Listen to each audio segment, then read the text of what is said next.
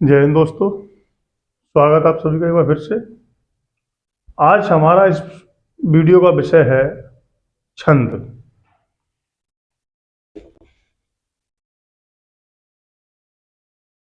छंद छंद क्या होते हैं, छंद की परिभाषा क्या है, छंद के भाग कितने हैं, छंदों के भेद कितने हैं।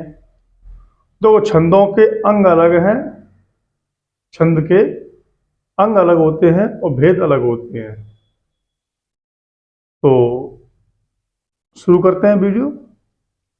छंद शब्द है जो वो संस्कृत के छद धातु से बना है।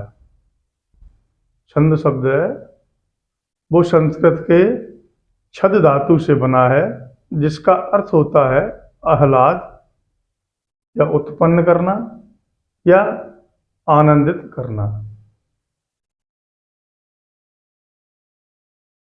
मैं लिख देता हूं, आप साथ साथ आपको।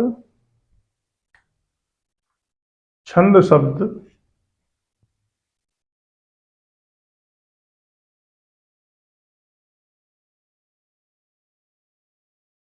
संस्कृत के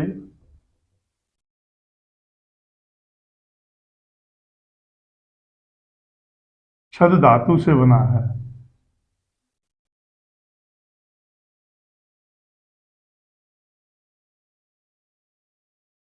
जिसका अर्थ है जिसका अर्थ है आह्लाद,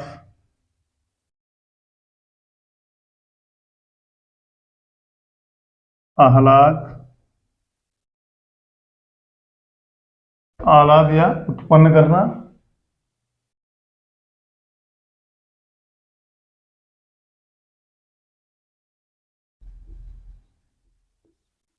या आनंदित करना।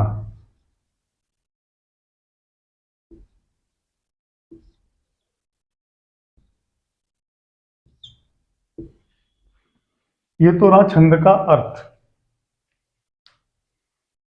छंद हृदय की सौंदर्य भावना को जागृत करते हैं। छंद हृदय की सौंदर्य भावना को जागृत करते हैं। छंदोबद्ध कथन में एक विचित्र प्रकार का आह्लाद रहता है जो हमारी आनंद भावना को प्रेरित करता है।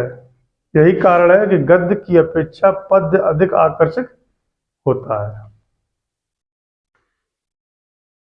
यदि आपसे कोई पूछे या सवाल रखे, आपके सामने प्रश्न रखे कि गद्य की अपेक्षा पद्य अधिक आकर्षक क्यों होता है, तो आप इसका उत्तर इस प्रकार देंगे। छंद छंदोबद्ध कथन में एक विचित्र प्रकार का आह्लाद रहता है जो हमारी आनंद भावना को प्रेरित करता है। यही कारण है कि गद्य की अपेक्षा पद्य अधिक आकर्षक होता है। अब देखिए भाई, आप छंद की परिभाषा परिभाषा क्या है।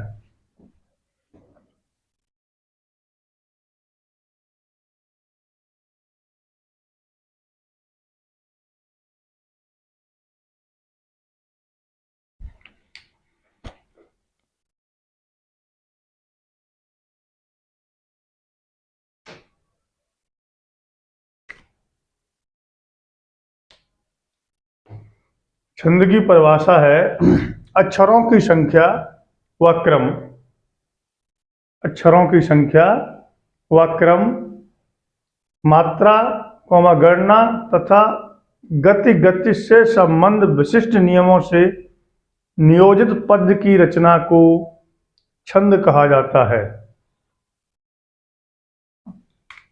देखिए, अक्षरों की संख्या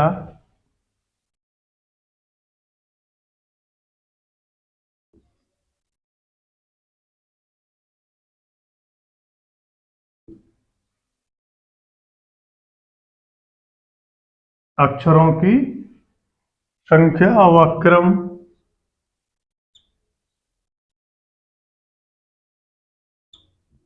कॉमा मात्रा कॉमा गणना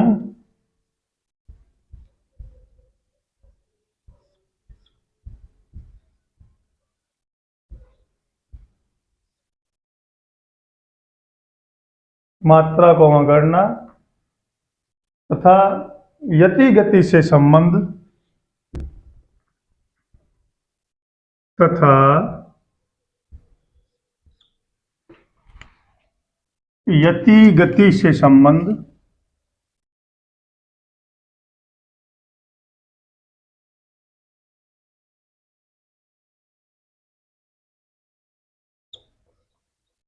संबंध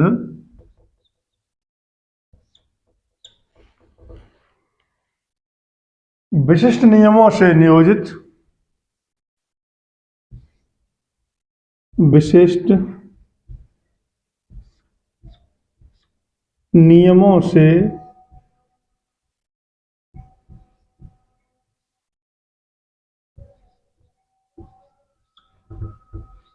नियोजित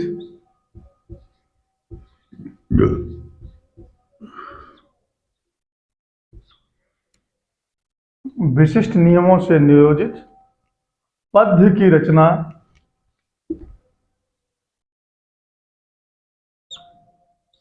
पद्य रचना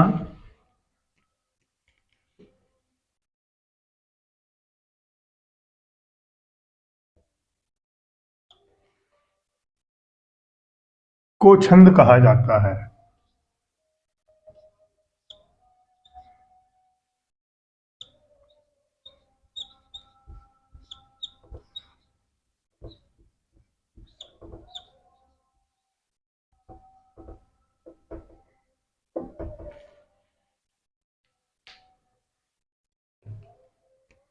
देखिए छंद क्या है।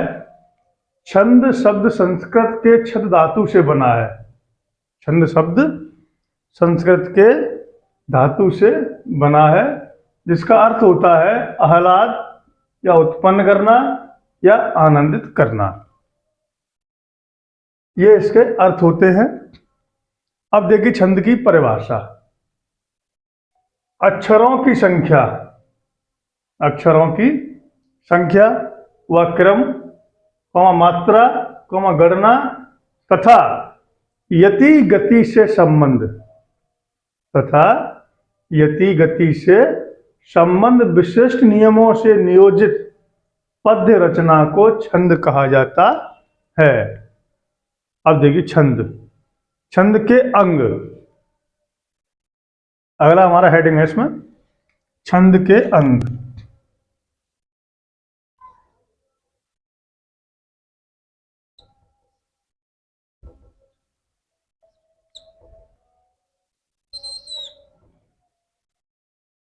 छंद के अंग कितने होते हैं? देखो, छंद को समझने से पहले उसके अंगों को जान लेना अति महत्वपूर्ण होता है। छंद के अंग निम्नलिखित होते हैं, अनेक होते हैं। देखिए कौन कौन होते हैं? नंबर एक होता है वर्ड, दूसरा संख्या व क्रम, तीसरा मात्रा, चौथा पाद, पांचवा लघु व गुरु, छठवां गढ़, सातवां यति, आठवां गति और नौवां तुक। इस प्रकार ये छंद के वर्ड होते हैं, छंद के अंग होते हैं। छंद को समझने से पहले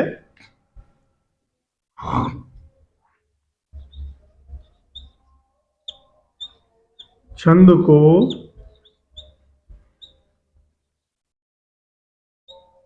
समझने से पहले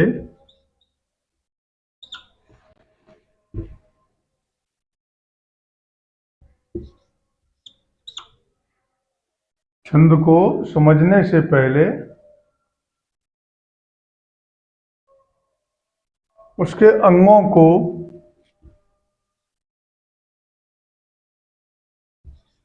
उसके अंगों को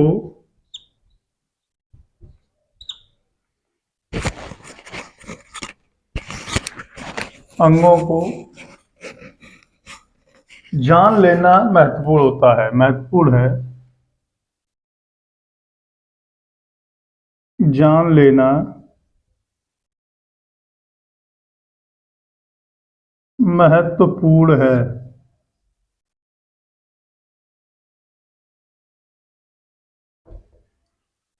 छंद के अंग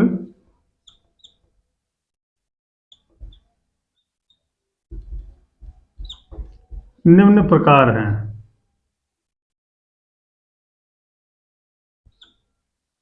निम्न प्रकार के हैं। निम्न प्रकार हैं।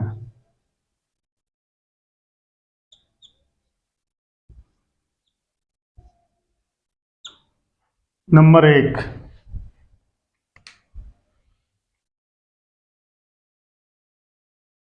पहला है हमारा वर्ड। क्या है? वर्ड। दूसरा है हमारा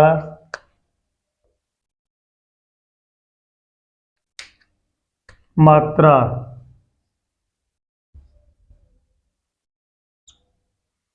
उसके बाद तीसरा है हमारा पाद।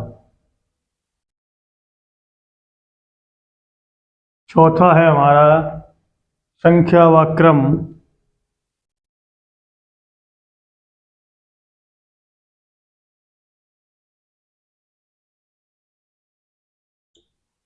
और पांचवा है हमारा लघु व गुरु।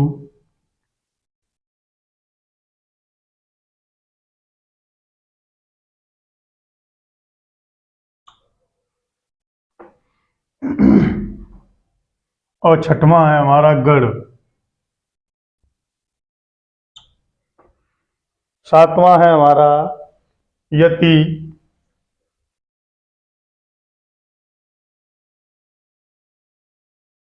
आठवां है हमारा गति। और नौवां है हमारा तुक।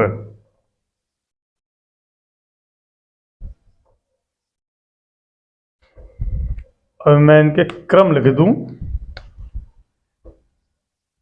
3, 4, 5, 6, 7, 8 और 9। देखिए, छंद को समझने से पहले उसके अंगों को जान लेना महत्वपूर्ण है। छंद के अंग निम्न प्रकार के हैं। नंबर 1 है हमारा वर्ड। नंबर 2 मात्रा। नंबर 3 पाद। 4 संख्या व क्रम। पांचवा है लघु व गुरु। छठवां है गढ़। और सातवां है यति। आठवां है गति। और नौवां है तुक। इस प्रकार ये हमारे छंद के अंग हैं। अब इनके बारे में आपको विस्तार से भी बताऊंगा।